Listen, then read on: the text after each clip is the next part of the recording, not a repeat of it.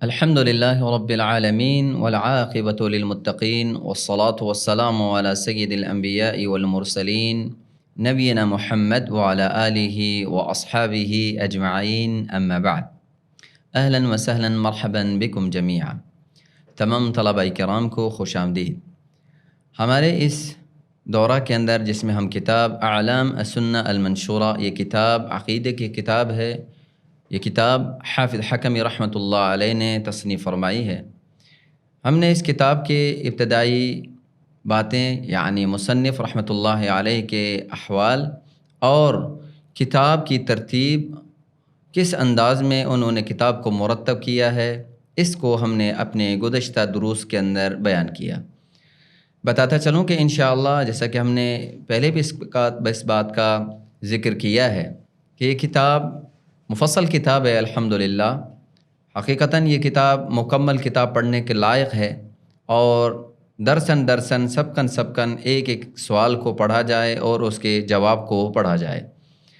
میں تمام طلباء سے یہی گزارش کروں گا کہ اس کتاب کو شروع سے لے کر آخر تک کتاب کو پڑھنا چاہیے. لیکن ہمارے اس دورے کے اندر اس کتاب کا مکمل استیعاب ہونا مشکل ہے، لہذا ہم اس کتاب کے چیدہ اہم مسائل کی طرف توجہ دیں گے اور ان کو ذکر کریں گے. آج انہی میں سے ایک سوال کی صورت میں جو مصنف رحمۃ اللہ علیہ نے اپنی اس کتاب کے اندر یہ سوال ذکر کیا ہے، ما ہی العبادہ، یہ عبادت کیا ہے؟ عبادت کس چیز کو کہتے ہیں؟ مصنف رحمۃ اللہ علیہ نے یہ سوال اس کتاب کے اندر ذکر کیا. یقیناً ہر ایک بندے کو اس چیز کا علم ہونا چاہیے کہ میں جو عبادت کرتا ہوں اللہ تعالیٰ کی، یہ عبادت ہے کیا چیز؟ عبادت کس چیز کا نام ہے؟ تو مصنف رحمۃ اللہ علیہ نے پھر یہ سوال کرنے کے بعد جواب ذکر کرتے ہیں، العبادت هي اسم جامع لكل ما يحبه الله ويرضاه من الاقوال والاعمال الظاهرة والباطنة والبراءة مما ينافي ذلك ويضاده.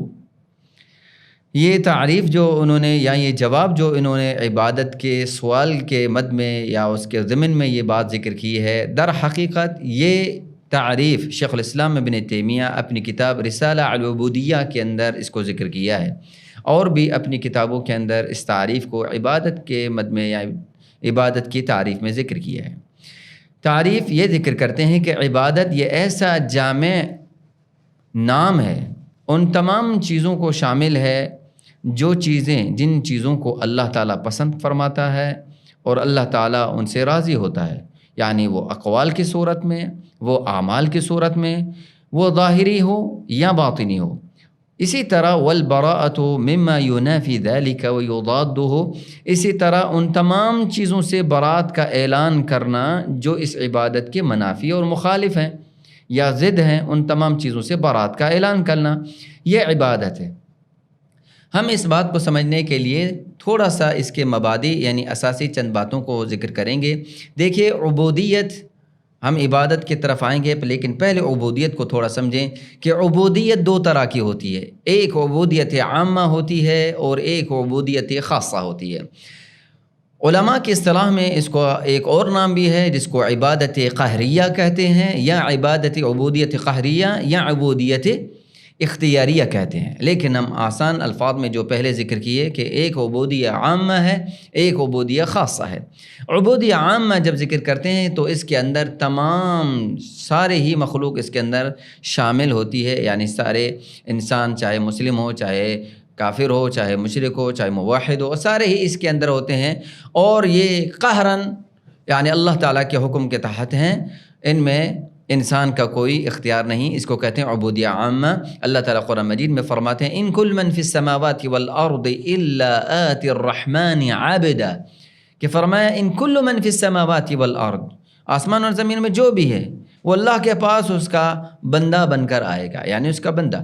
تو یہاں سے عبودیت عامہ ہے، کوئی بھی اللہ کے بندگی سے یا اس کے بندے بننے سے باہر نہیں ہے. ہر ایک اللہ کا بندہ، چاہے کافر ہو، چاہے مسلمان ہو، چاہے. لیکن یاد رکھیے کہ یہ عبودیت یا یہ عبدیت بندے کو فائدہ نہیں دیتی قیامت کے دن، نہ ہی اس پر کوئی اجر مرتب ہوتا ہے، بس اس کو ذکر کرنے کی وجہ یہ تھی تاکہ قرآن اور حدیث کے اندر جہاں پر ان باتوں کا ذکر آتا ہے وہاں ایک طالب علم کو علم ہونا چاہیے کہ یہاں سے کون سی عبودیت مراد ہے، یہاں یہ عبودیت عامہ مراد ہے یا عبودیت خاصہ مراد ہے۔ اللہ تعالیٰ نے قرآن مجید میں بھی یہ ارشاد فرمایا بعثنا علیکم عبادا لنا اولی بأس شدید فجاسوا خلال الدیار، فرمایا کہ بعثنا علیکم عباد، تو فرمایا ہم نے اپنے بندے بھیج دیے ان پر، تو یہاں سے بندے کون مراد ہیں؟ اسی طرح قرآن مجید میں اللہ تعالیٰ فرماتے ہیں وما اللہ یرید ظلما للعباد، اسی طرح انتم اضللتم عبادی ہؤلاء، یہ سارے جو نام آئے ہیں یا عبادی کے، تو یہاں جاننا چاہیے ایک طالب علم کو کہ یہاں سے عبودیت کون سی مراد ہے۔ ساتھ میں یہ آیت کا بھی اضافہ کر لیں تاکہ تفریق صحیح ہو جائے۔ اللہ تعالیٰ فرماتے ہیں وَعِبَادُ الرَّحْمَنِ الَّذِينَ يَمْشُونَ عَلَى الْأَرْضِ هَوْنًا، یاد رکھیے گا کہ بس عبودیت عامہ اور عبودیت خاصہ کے حوالے سے ہم نے ان کی تفریق کی۔ آتے ہیں عبودیت عامہ اور خاصہ کا ذکر کرنے کے بعد عبادت کی وضاحت پر۔ عبادت کا لغوی یا لفظی معنی یوں بنتا ہے الذل والخضوع، یعنی اللہ تعالیٰ کے سامنے عاجزی اور انکساری اور پستائی کو پیش کرنا، ذکر کرنا، اللہ کے تعالیٰ کے سامنے اپنی کمزوری کو ذکر کرنا، عاجزی کو ذکر کرنا، عاجزی اسی کو کہتے ہیں۔ تو یہ لغتاً یعنی عاجزی اور انکساری، اس بات کو ذکر کیا جاتا ہے لغت کے اعتبار سے، اور تعریف اصطلاحاً تو ہم نے پڑھ لی جو مصنف رحمۃ اللہ علیہ نے جواب میں ذکر کی ہے۔ یاد رکھیے گا کہ مصنف رحمۃ اللہ علیہ نے اس میں اقوال کو بھی ذکر کیا کہ عبادت ہر وہ قول ہے، ہر وہ فعل ہے، چاہے وہ ظاہری ہو چاہے وہ باطنی ہو، وہ سب کے اندر یہ باتیں شامل ہیں۔ العبادت لغتاً، جیسا کہ ہم نے عبادت اصطلاحاً تو پڑھ لی، اب ہم اس عبادت کی لغوی طور پر بھی وضاحت کرتے ہیں۔ عبادت لغتاً الذل والخضوع کے معنی میں، یعنی عاجزی اور انکساری کے معنی میں ہے۔ مصنف رحمۃ اللہ علیہ نے اس کی اصطلاحی تعریف یعنی عبادت کی اصطلاحی تعریف ذکر کی ہے، جس میں انہوں نے اقوال، اعمال، ظاہری اور باطنی تمام چیزوں کو انہوں نے ذکر کیا ہے۔ تو آئیے مختصر ان باتوں کی وضاحت کرتے ہیں۔ اصول عبادت کیا ہیں، اقسام العبادہ کیا ہیں، اس کو بات کو ذکر کریں گے تو انشاءاللہ عبادت کا معنی اور مفہوم واضح ہو جائے گا۔ تو یاد رکھیے گا کہ مصنف رحمۃ اللہ علیہ نے جو اپنی تعریف کے اندر ذکر کیا کہ الاقوال والاعمال الظاہرہ والباطنہ، یعنی اقوال ظاہری بھی ہیں اور اقوال باطنی بھی ہیں، اسی طرح اعمال ظاہری بھی ہیں اور اعمال باطنی بھی ہیں۔ اقوال ظاہرہ کون کون سے اقوال ظاہرہ، اس کی لمبی فہرست ہے، ہم جملے یعنی اختصاراً اس بات کو ذکر کرتے ہیں کہ ظاہری اقوال کیا ہوتے ہیں۔ مثال کے طور پر قرآن کی تلاوت کرنا، یہ قرات ہے زبان سے جس کا ذکر ہو رہا ہے۔ اسی طرح ذکر کرنا، ذکر و اذکار، سبحان اللہ، الحمدللہ، لا الہ الا اللہ، لا حول ولا قوت الا باللہ، یہ ذکر ہے۔ اسی طرح تلبیہ ہے، لبیک اللہم لبیک، یہ تلبیہ ہے۔ اسی طرح الامر بالمعروف والنہی عن المنکر، امر بالمعروف اچھائی کا حکم دینا، برائی سے روکنا، یہ سارے اقوال ظاہرہ میں یعنی ظاہری اقوال میں شمار ہوتے ہیں۔ ایسے اقوال باطنہ بھی ہیں، یعنی باطنی اقوال بھی مراد ہیں اس کے اندر۔ وہ کیسے؟ اس سے مراد ہے کہ تصدیق القلب، یعنی جس بات کو ہم ذکر کر رہے ہیں دل بھی اس بات کا معترف ہے، دل بھی اس کا یقین کرتا ہے، اس بات کی تصدیق کرتا ہے، اور اسی تصدیق کا نام قول القلب کہا جاتا ہے۔ قول القلب یعنی دل کی بات کو کہا جاتا ہے۔ کہتے ہیں نا کبھی آپ نے میرے دل کی بات کر دی، تو یعنی وہ کیا ہے، جس بات کو میں دل سے مانتا ہوں، یقین کرتا ہوں، تصدیق کرتا ہوں، تو یہ سما تصدیق قول القلب، دل سے کسی چیز کی تصدیق کرنا، اس کو دل کی بات یا قول قلب کہا جاتا ہے۔ تو سمجھ آ گئے، اقوال ظاہری بھی ہیں اور اقوال باطن بھی ہے عبادت کے اندر، دونوں ہی صورت میں یہ اللہ کے لیے ہوں، تلاوت اللہ کے لیے ہو، ذکر اللہ کے لیے ہو، تلبیہ اللہ کے لیے ہو، جملہ اقوال جتنے ہم کہتے ہیں وہ سارے اللہ کی رضا کے لیے ہو۔ ایسے ہیں تصدیق بھی اللہ کے لیے، یعنی ہم جس بات کو عقیدہ رکھ رہے ہیں، عبادت کر رہے ہیں، اس کا بھی ہم یہ تصدیق کس کے لیے، یعنی کس کے لیے عبادت کی جا رہی ہے، دل سے کس کے لیے کی جا رہی ہے، اللہ کی ذات کے لیے۔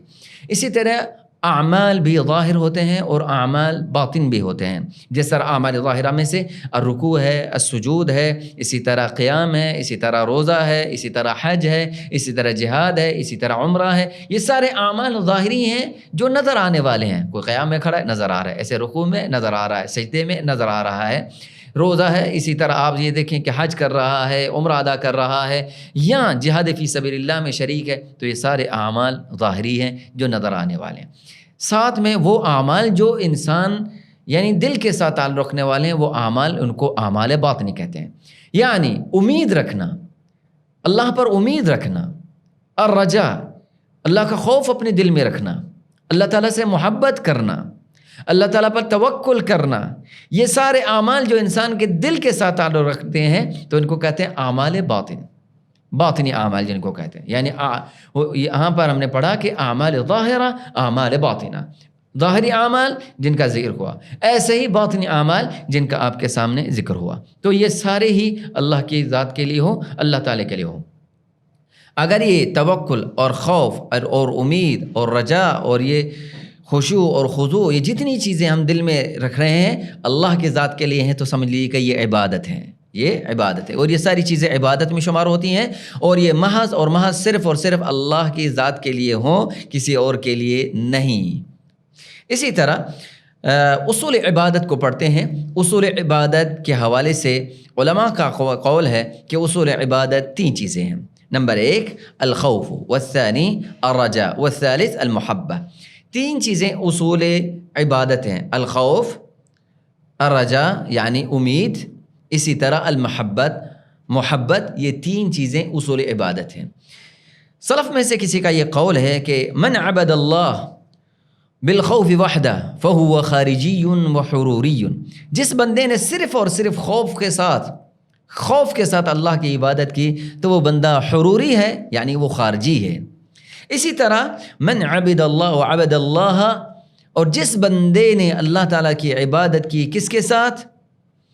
بالمحبہ، فقط صرف اور صرف محبت کی بنیاد پر، ایسا بندہ فہو صوفی زندیق، ایسا بندہ صوفی ہوگا اور زندیق ہوگا۔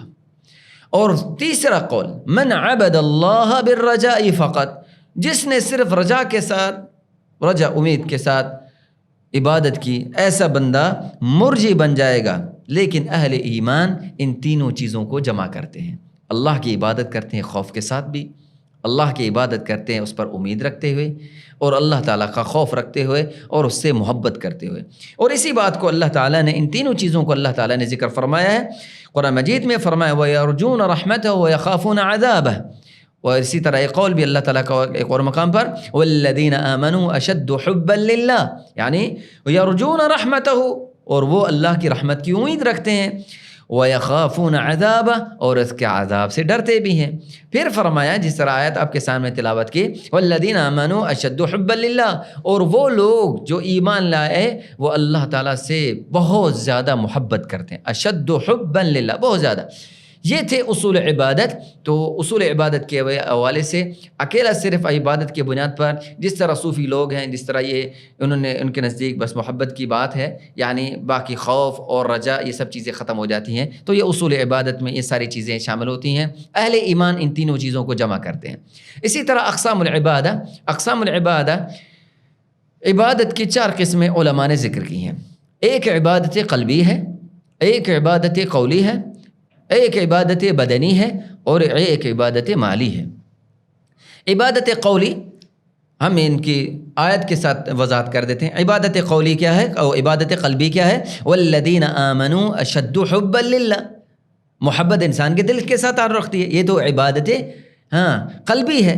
محبت جس طرح میں نے ابھی ذکر کیا کہ محبت ہے، خوف ہے، رجا ہے، خشوع ہے، توکل ہے، انقیاد ہے، یہ ساری چیزیں یعنی انسان کے دل کے ساتھ رکھنے والی، تعلق رکھنے والی چیزیں۔ اسی طرح عبادت قولیہ ہے، قول کے ساتھ، جس طرح قرآن مجید میں فرماتے ہیں، اللہ تعالیٰ نے ذکر کیا یوسف علیہ السلام سے قال معاذ اللہ انہ ربی احسن مثوای انہ لا یفلح الظالمون۔